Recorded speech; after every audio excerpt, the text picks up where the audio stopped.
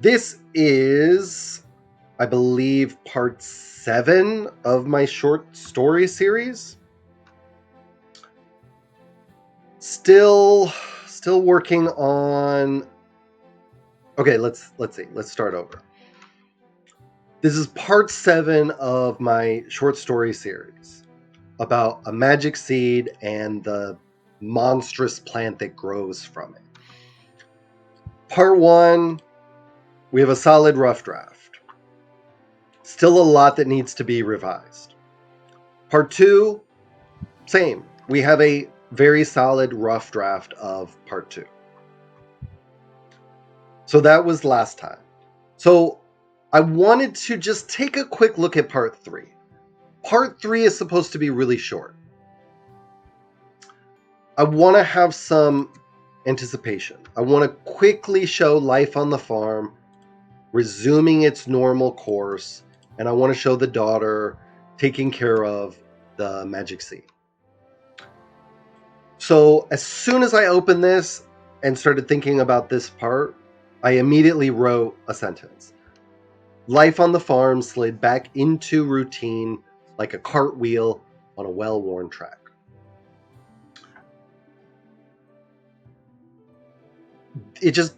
I like that. That's what this story is about. It's about the routine and the contrast that there's a birthday party, there's a magic seed. Things are a little bit different. There's a little bit of excitement.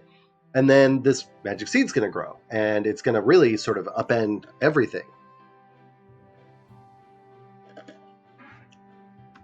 So life on the farm slid back into routine like a cartwheel on a... As soon as I wrote that, though, I had with one exception. So I was immediately going to show the youngest daughter, Faye, taking care of her seed. But if I do that, then it becomes more difficult to give that snapshot of the routine and what everyone's doing. So there's two ways to approach that. I could say, with one exception, Faye spent, what did I say, several hours each day caring for her seed while the rest of the family busied themselves with chores. So I could say it like that. So I've got Faye spending time with her seed, and then I've got everyone doing their chores. Which, now that I'm doing it, I do actually quite enjoy because, again, contrast. Faye spent several hours while Elm organized the root cellar. Faye did this with the seed. When Rick and Nikki fed... let's do Mary. When Mary fed the animals, Faye did this with the seed.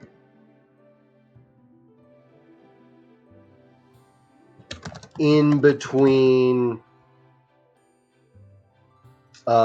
in between mucking out the stables and something else. What do I want to do? I'm thinking also I can add the weed killer here. There's a whole weed killer thing. In between mucking out the stables and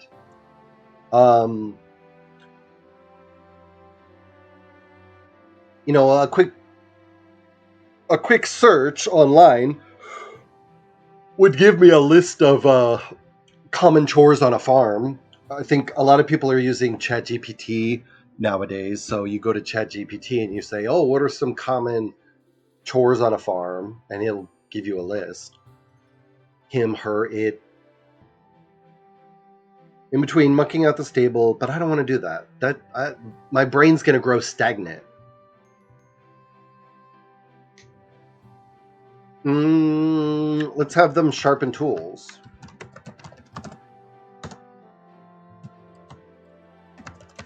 That's simple.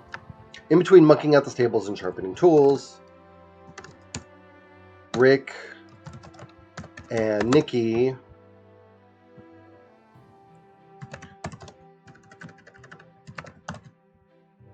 found Faye doing this. I don't really like having all those names together, but for now, it's more about variety here at the beginning. While Elm did this, Faye did this. When Mari did this, Faye did this. In between these two things, I don't want to just say when, wow. I don't want the same beginning. So that shows the whole family doing stuff, and it shows Faye taking care of her seat.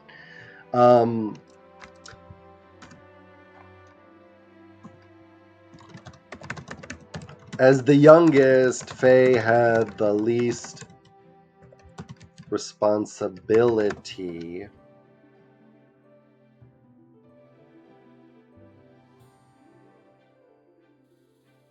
So her, I'll say, devotion to the seed didn't disrupt routine. She always had fancies and would soon tire of this one as quickly as she did the others. Blah, blah, blah, blah had lasted for a week. Doing this had lasted for only a few hours.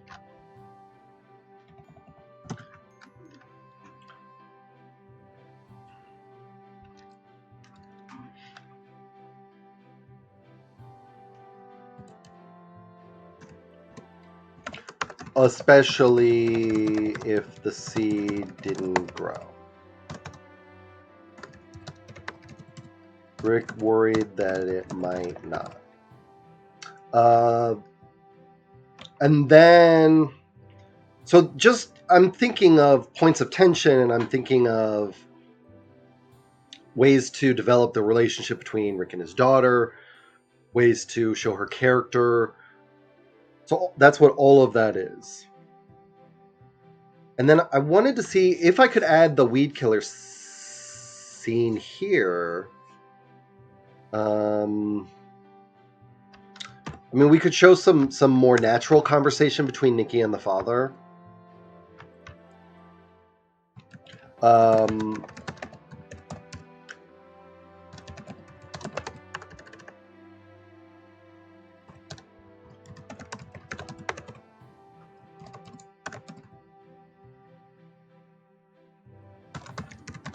So Nikki asks, no, it automatically corrects it to Nike.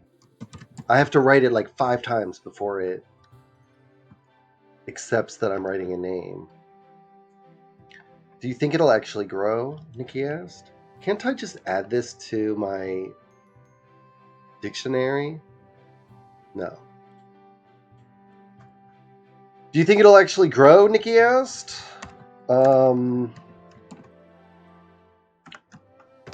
Rick grunted.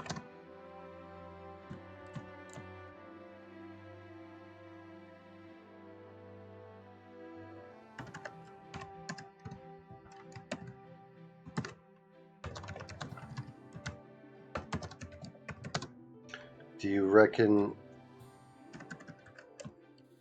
it's really magic? Nikki asked. I'll change that later. I'll expand that a little bit. That's not a bad way.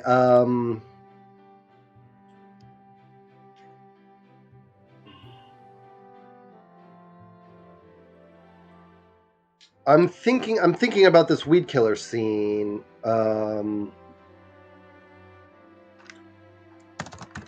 He'd never have voiced those concerns, but he didn't have to, because Nikki did it for him. I could say Rick grunted. I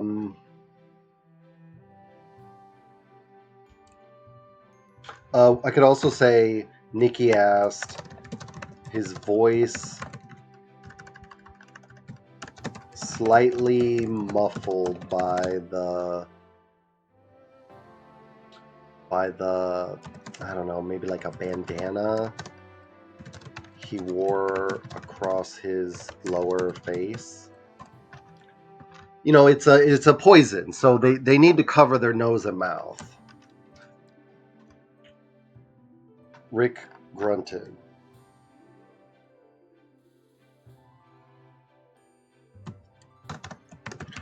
While they spread the, what did I call it? The weed rot? He preferred to talk as little as possible, lest his own bandana tickle his nose. Something like that.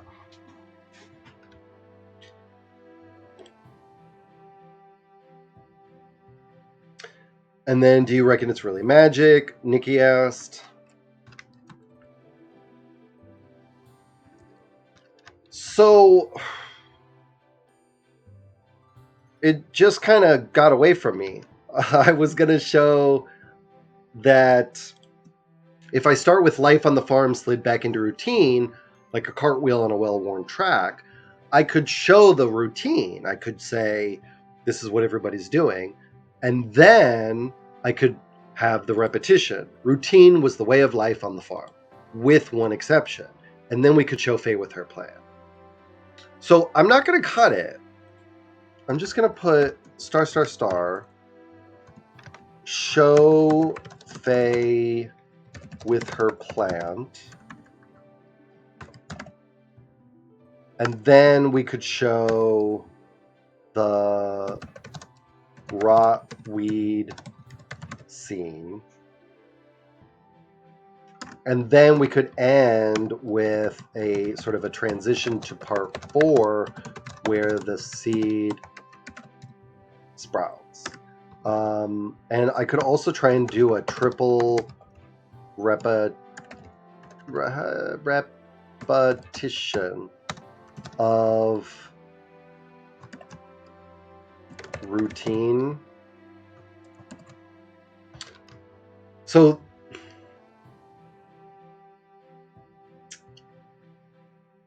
I'm considering that life on the farm slid back into routine like a cartwheel on a well-worn track. And then later saying routine was the way of life on the farm, with one exception. Show Faye, show the rotweed scene, and then one more time.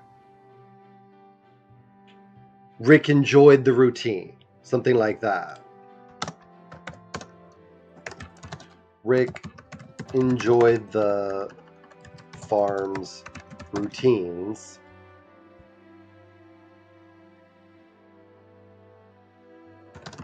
Knew he could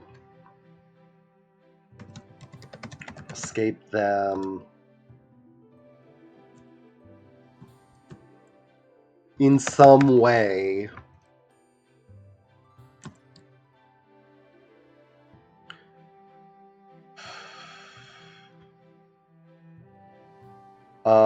It might have something to do with his wife. That's what I'm thinking of.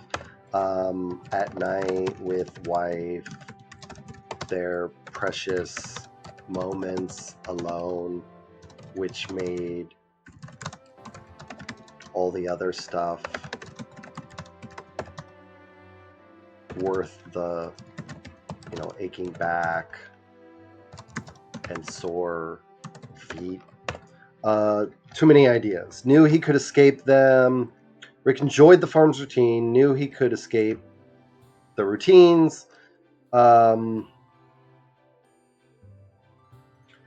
And was fully settled into them being the routines.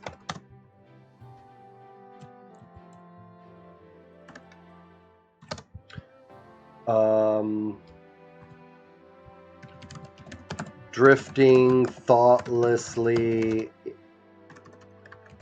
toward the harvest, like we had a cart at the beginning, like the lazy clouds overhead. We haven't really talked a lot about the weather. I've been neglecting the sensory details. That's something that I need to keep in mind. I'm going to have to go back. That's probably, that'll be a goal of rewriting. Sensory details. I feel like we did a really good job in the first part, in part one. And then part two, I just kind of abandoned all the sensory details. So, like the lazy clouds overhead, we need to think about the weather. That's important.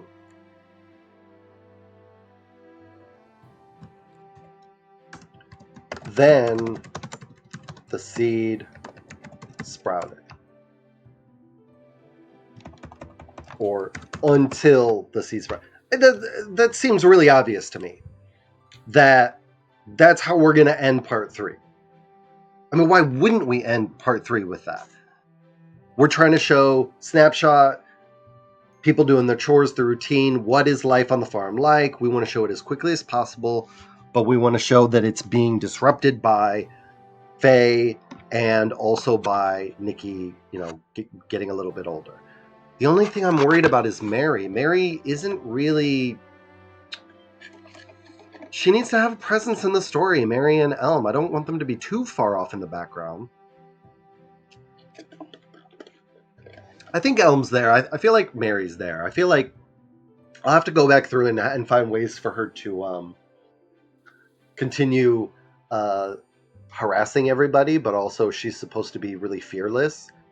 So we'll have her climbing trees or doing dangerous things, walking along a fence, things that she could fall and get hurt.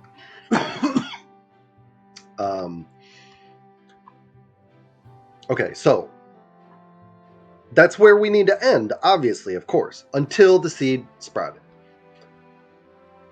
So I could have that triple repetition of routine. So one more time. Life on the farm slid back into routine like a cartwheel on a well-worn track. Describe all the routine. Routine was the way of life on the farm, with one exception. Then we could show Faye with her plan. Rick enjoyed the farm's routines, knew he could escape them at night with his wife. Their precious moments alone made all the other stuff worth the aching back and sore feet, and was fully settled into them, drifting thoughtlessly toward the harvest like the lazy clouds overhead, until the seed sprouted. So maybe just this part might be worth keeping if I'm going to go this route, which I think is the better route to take. But what's great about this story is I promised myself I was going to write two versions of it. One high fantasy, one magical realism. So even as I'm writing this story, I'm already thinking about the magical realism story. So, for example, I want to keep the names. So in the high fantasy, his name's Rickard.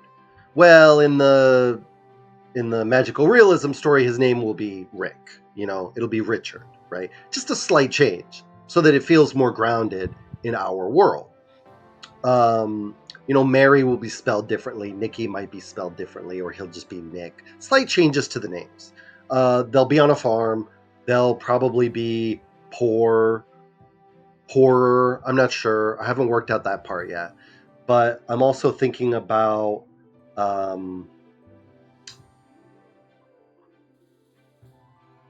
things like this that can be the same. What was I thinking about? Well, for example, I talked a lot about Nikki wanting to be a soldier. So that'll probably change. It'll be something different for our world. They don't even have to be on a farm necessarily. It could just be a house, and they could have a garden. I think of my house when I was a kid. That might work. My house when I was a kid, we lived in a neighborhood. It was really small. It was in kind of a U shape, right? The whole neighborhood was just a U shape. So maybe 40 houses total, maybe. I think less. And so our house, we had open front yard. We had a fence in the back. Okay. So here's the house. We had a fence in the back. So we had our yard inside the fence. And then there was a gate over here. You could open the gate, and behind the fence, there was some farmland. Not a lot, but a tiny little bit. And so our neighbor, that was his land behind all the houses on this U shape. He had all this land. And so he let my parents have a little patch where my mom could grow stuff. And I think that's a nice detail for a story, a magical realism story about, magic seed. The family is, lower middle class or whatever. And so them having this little plot of land really helps. They can grow some vegetables. It helps make money stretch. It gives the mom something to do. Now dad's not a farmer. He's off working. Like all those changes that I'm going to make, I'm thinking about already. Okay. That's good. That's great. That's exactly what I wanted to do. So then let's look at part 4 real quick so I can start thinking about that. Part 4. The plant growing but not in the garden. There are vines in the root cellar, super thin ones growing among the plants and on the plants. Okay.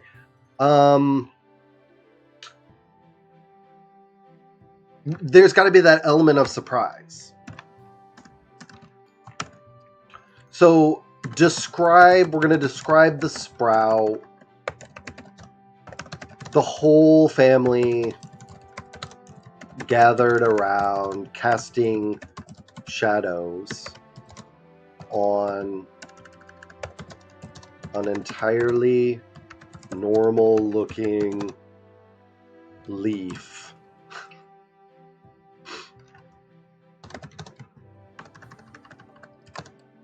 Just a single leaf the size of a baby's fingernail, something like that.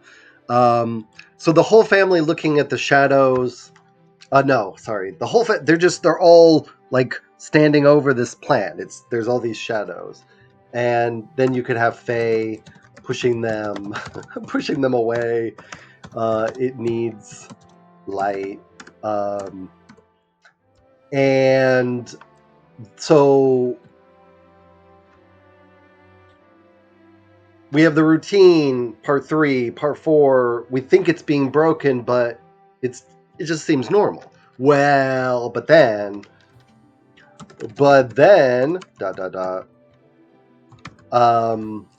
finding it growing in every part of the farm, basically.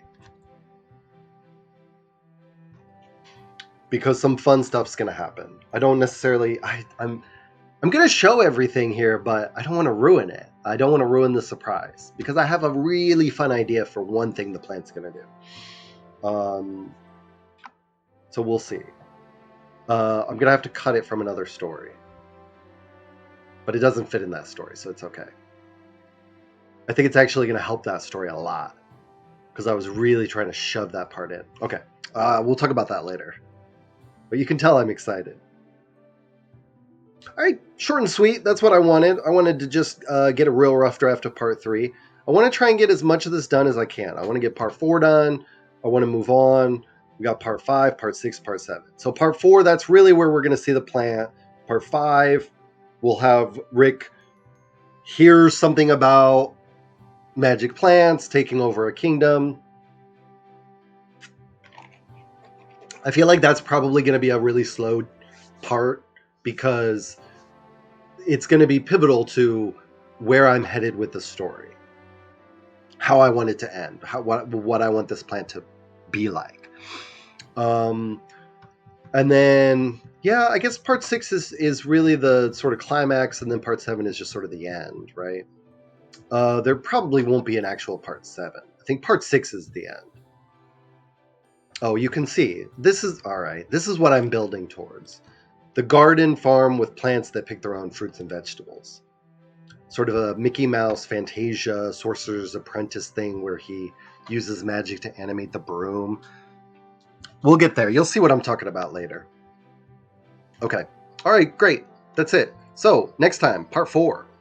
I can't wait. I hope you enjoyed that video.